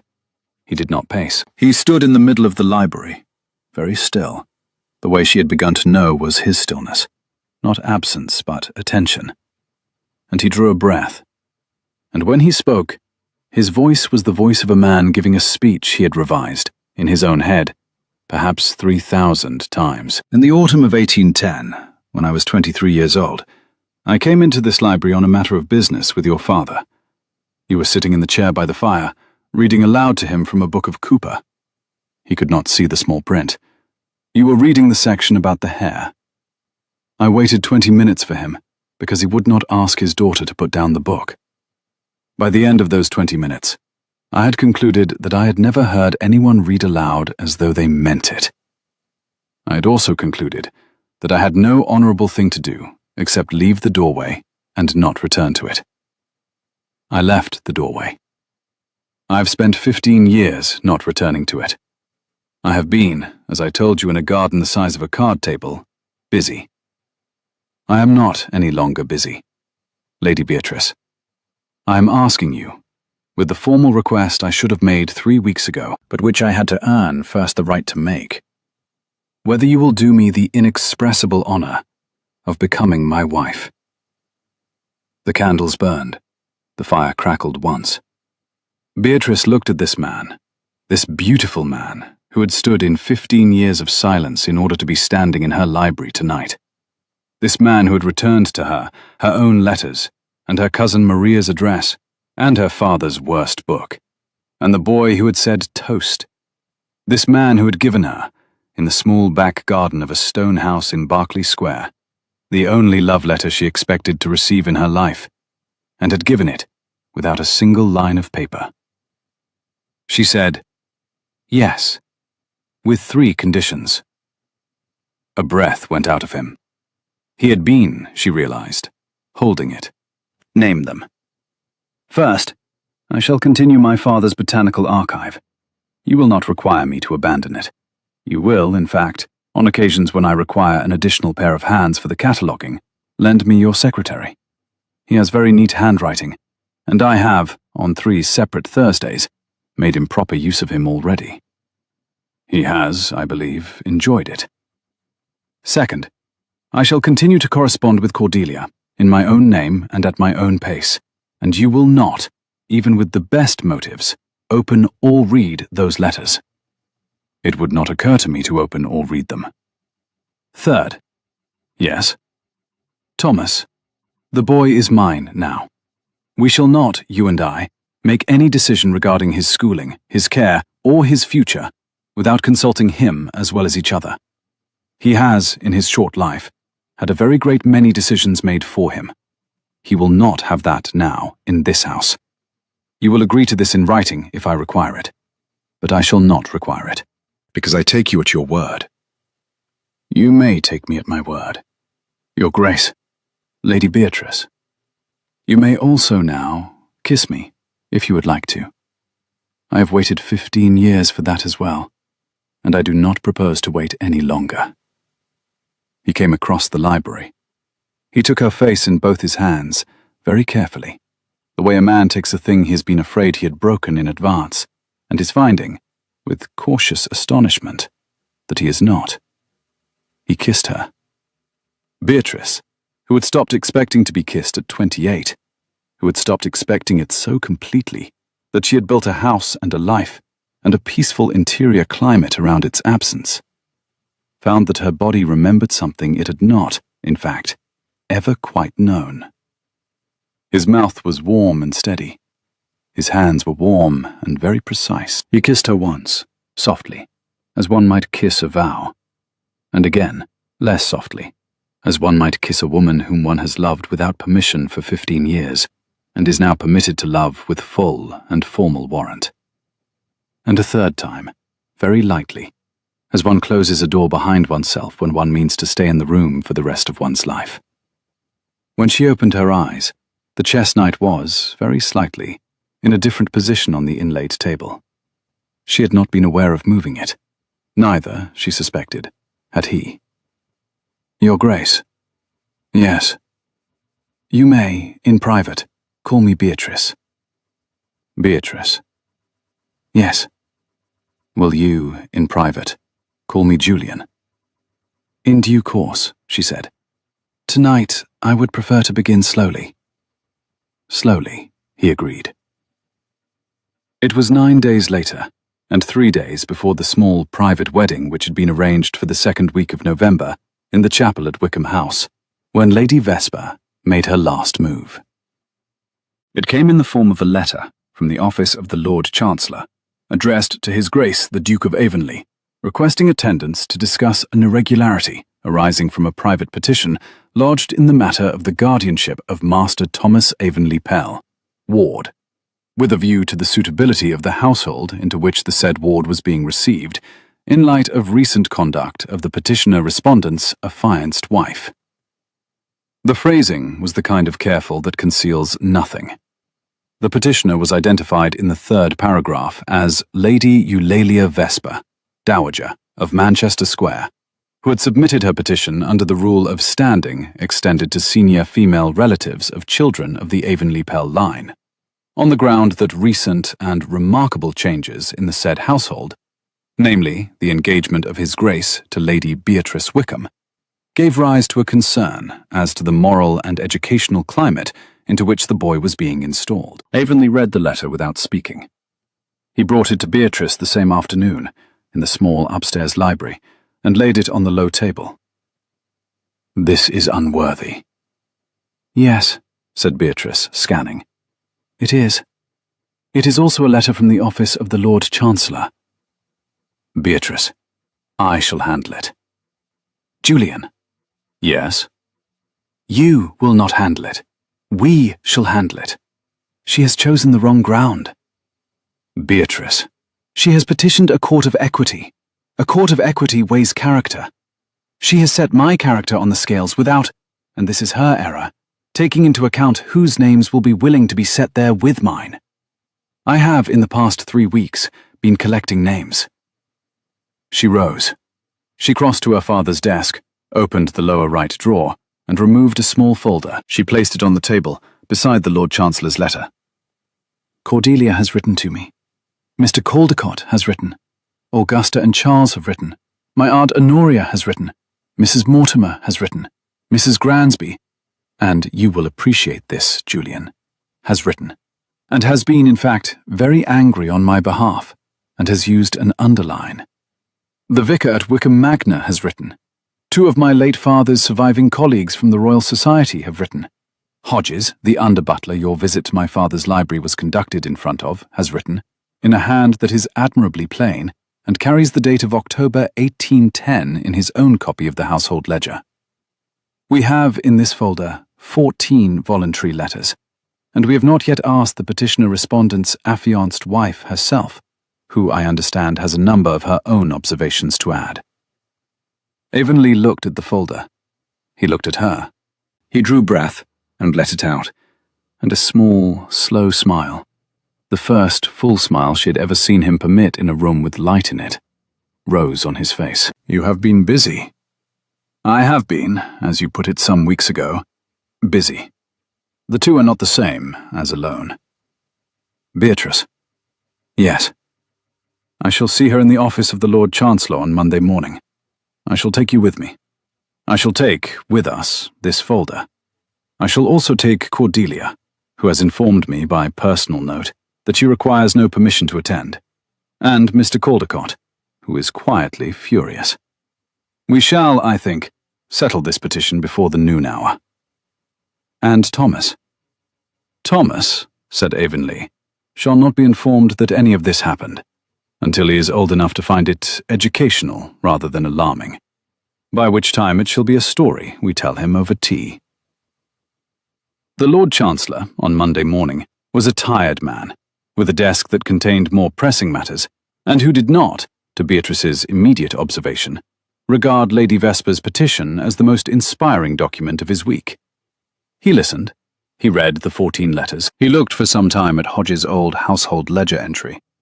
He looked, longest of all, at Cordelia, who sat composedly between Mr. Caldecott and Avonlea, and who answered 3 direct questions with a precision that suggested a woman who had been preparing her answers since September.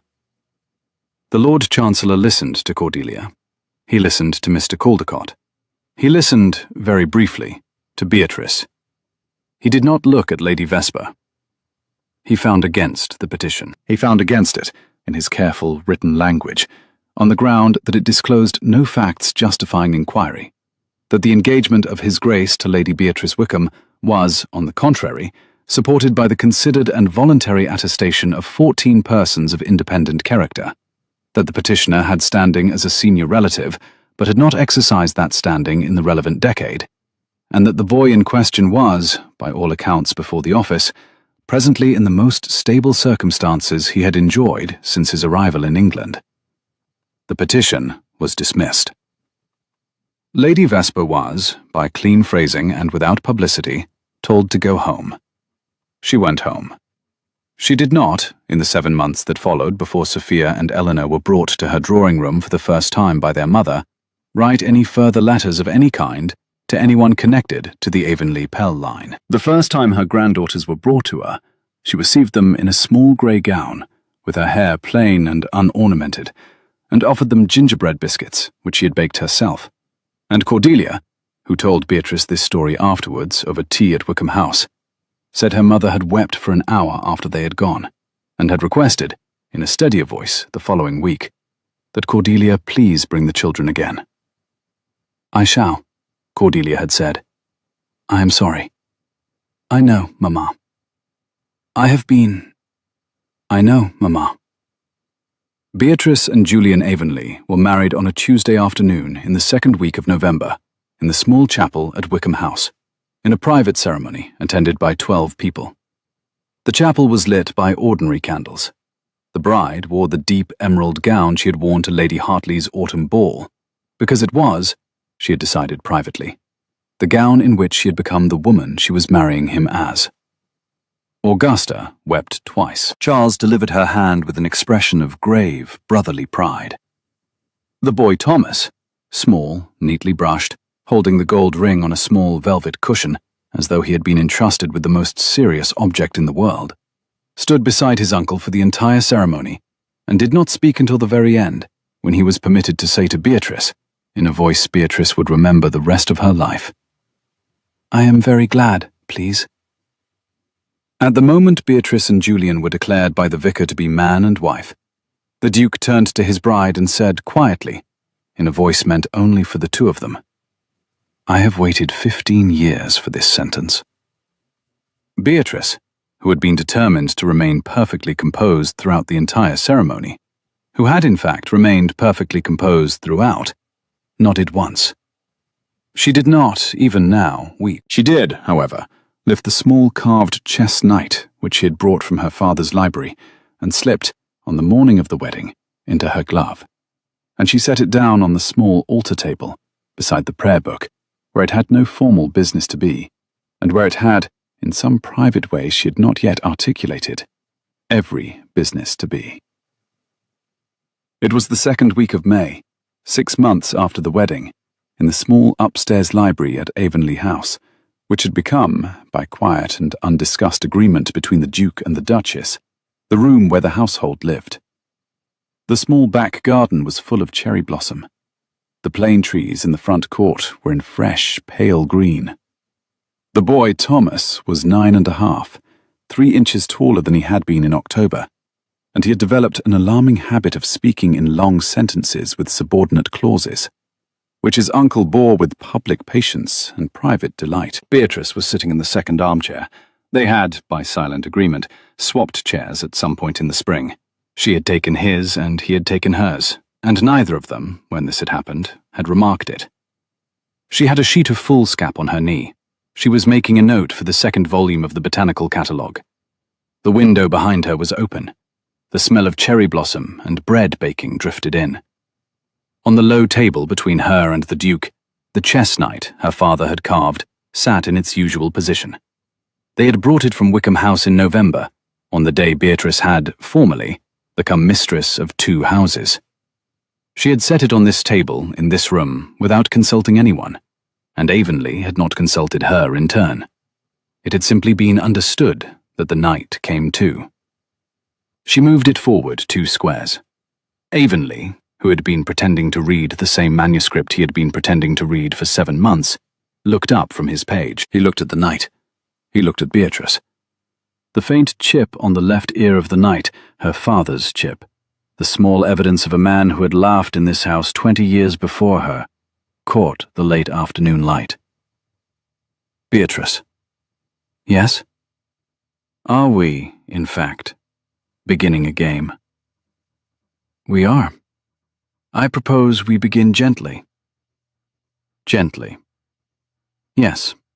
I do not, at 36.5, intend to be hurried. Nor I, at 38.5, to hurry you. You are very good. I am very fortunate.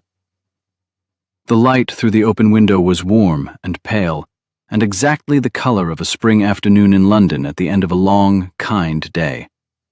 Somewhere down the corridor, a boy of 9.5, who had been silent for 6 months in his uncle's house, and had been speaking now in long sentences for 7, called something cheerful to his governess. Beatrice listened to him, and to the leaves moving against the window frame, and to the small, dry sound of her husband turning a page of the manuscript he was, even now, mostly pretending to read.